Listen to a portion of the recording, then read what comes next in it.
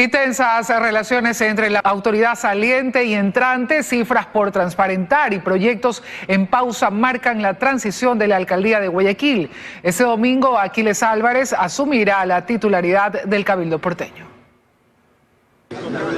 Levantar toda la información financiera, determinar qué se recibe, qué no, y ponerlo en un video a consideración de la opinión pública será lo primero que hará tras su posesión, insiste Aquiles Álvarez, a pocos días de sentarse en el sillón de Olmedo. Una de las promesas, hacer un video en qué situación hemos recibido las cuentas del municipio, las estructuras municipales, y en su momento lo publicaremos. Y es que apenas se supo electo, hizo pública su preocupación sobre la situación económica del municipio de Guayaquil. Sus preguntas iban encontrando algunas respuestas en las 2 semanas que duró la transición hasta que se dio por terminada entre acusaciones. Rotos los diálogos y con una transición terminada, ha sido poca la información que ha trascendido respecto de la situación en la que se encuentra el municipio de Guayaquil. A decir de la administración saliente, se deja el 80% del presupuesto 2023 a disposición de las nuevas autoridades municipales y además obras en distintas etapas de ejecución. Desde 4 pasos a desnivel, Avenida Las Américas, 25 de julio, Trinitaria, Juan Tancamarengo, si mal no recuerdo, solamente le tocará cortar las cintas. Sin embargo, se ha reconocido que al menos 18 de 70 obras en la ciudad tienen algún tipo de retraso. Parte de la administración entrante ha advertido con realizar una auditoría financiera, revisar los contratos de servicio de dotación de agua potable y recolección de basura, ambos en manos de empresas privadas. Revisar también la situación del sistema de transporte Metrovía, la Aerovía y la construcción del aeropuerto de Daular. Además, poner la lupa sobre fundaciones y empresas municipales, con el fin de redirigir presupuesto y destinarlo en acciones para combatir la inseguridad.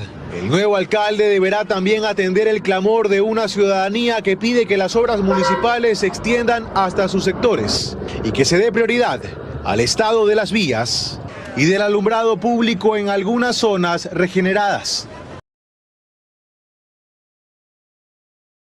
La próxima semana el presidente Guillermo Lasso deberá comparecer ante la Asamblea Nacional para defenderse en el juicio político que se sigue en su contra. Hola, ¿qué tal? Efectivamente, los tiempos del juicio político en contra del presidente Guillermo Lasso siguen corriendo. El titular del Legislativo, Virgilio Saquicela, tiene 3 días para difundir entre los asambleístas la resolución que fue aprobada el martes con 88 votos y también debe adjuntar el expediente completo del juicio político. Transcurridas 48 horas luego de esta difusión, el presidente Saquicela, en el plazo de 5 días, deberá convocar al Pleno de la Asamblea Nacional. A esa sesión deberá acudir el presidente Guillermo Lasso. Allí tendrá 3 horas para presentar sus argumentos y defenderse del supuesto peculado. Mientras que 2 asambleístas interpelantes tendrán 2 horas para exponer las pruebas que sustenten su acusación. Aquí hay que mencionar que los interpelantes no necesariamente serán los asambleístas que han actuado como acusadores. Los interpelantes pueden ser elegidos de entre todos los legisladores solicitantes del juicio político. Hasta el momento no se ha definido quiénes serán. Cada parte tendrá 1 hora como máximo para exponer su réplica. El presidente Lasso deberá retirarse del Pleno y allí empieza el debate. En este debate podrán participar los 137 legisladores y el tiempo para quienes soliciten la palabra será de 10 minutos sin derecho a réplica, por lo que se estima que esa sesión podría durar al menos 2 días.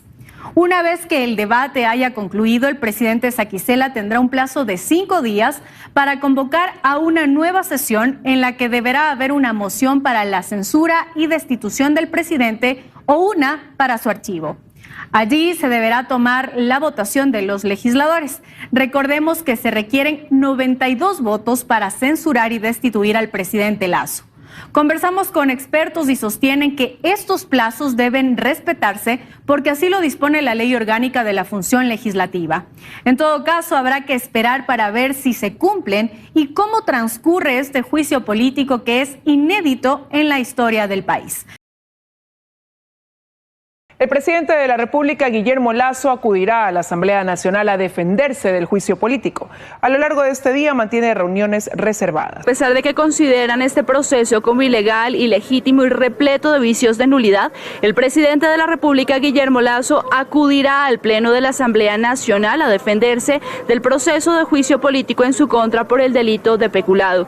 Nosotros conversamos con el ministro de Gobierno, Henry Cucalón, quien nos aseveró que esta decisión de la Asamblea Nacional no fue sorpresiva, pues ya se temía que esto iba a terminar en un juicio político. Lo que sí les llama la atención es que carezca de un informe, que esté sustentada solo en una resolución que al momento no ha sido notificada, que esto vulnera el debido proceso y también la legítima defensa. Les hemos preparado un reportaje al respecto. Veamos.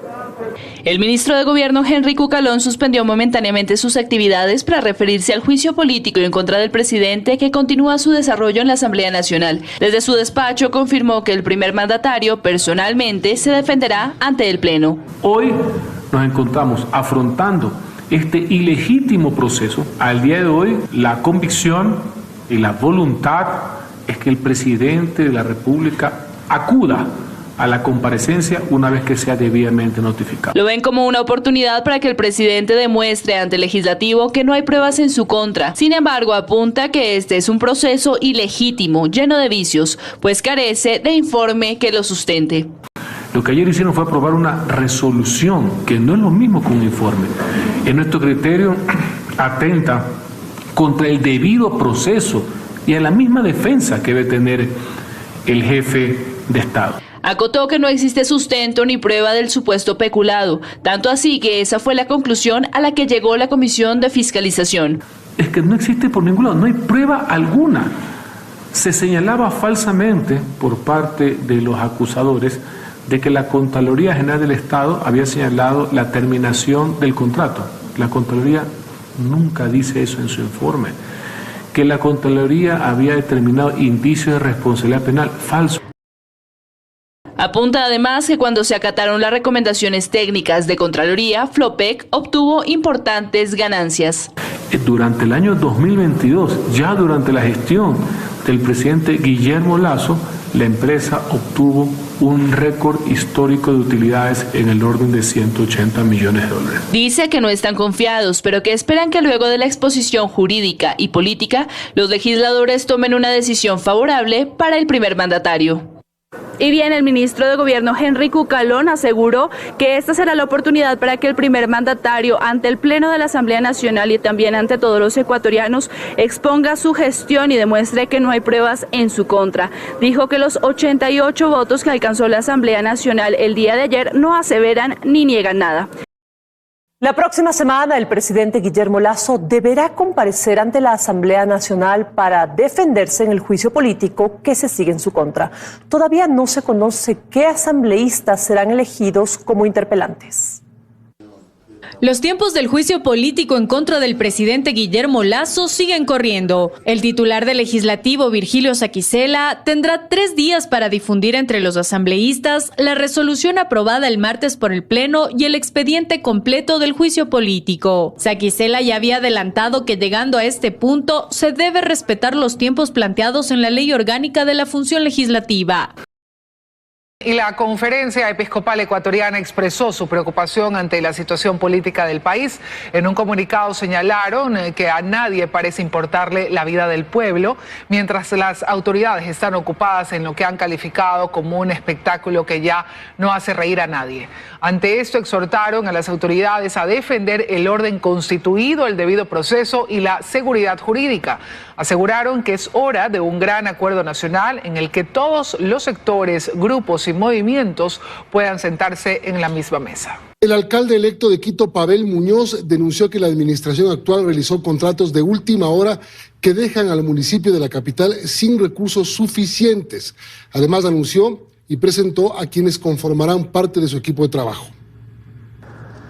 Durante el informe que el alcalde electo Pavel Muñoz ofreció previo al cambio de administración que se realizará este 14 de mayo, el nuevo burgomaestre destacó que para este año cuenta solo con 375 millones de dólares de los más de 900 millones que tenía de planta el cabildo. Muñoz aseguró que hay contratos que se realizaron de apuro en estas últimas semanas. Estos días he visto el gran apuro de un conjunto de contratos de última hora, ¿sí?